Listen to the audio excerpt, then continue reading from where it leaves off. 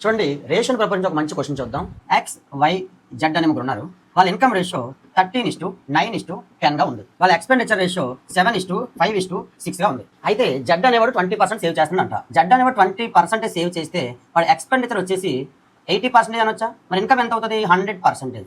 అంటే మనకి ఇన్కమ్కి ఎక్స్పెండిచర్కి మధ్య రేషియో ఉంది కాబట్టి జెడ్ అనేవాడు ఇన్కమ్ 100, ఎక్స్పెండిచర్ 80 అంటే ఈ రెండు 4:5 ఇప్పుడు మనం ఏమంటే వాళ్ళ సేవింగ్స్ రేషియో అడిగాడు.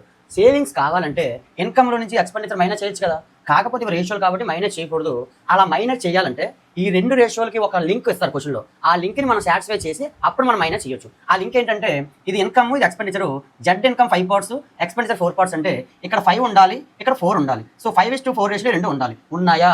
లేవు. కాబట్టి ఆ లింక్ని సాటిస్ఫై చేసి అప్పుడు మనం మైనస్ చేసుకోవచ్చు. చూడండి, ఈ రెండు 5:4 రేషియోలో ఉండాలంటే 5:4 చేస్తే అప్పుడు అవుతాయి. అలా చేసే ముందు మనం దేన్నైతే రేషియోని చేంజ్ చేస్తున్నామో ఆ రెండు ఈక్వల్గా ఉండాల్సి ఉంటుంది. అంటే 10, 6 ఈక్వల్గా ఉండాలి, ఎంత ఉన్నా పర్వాలేదు. అప్పుడు ఏం చేస్తాం?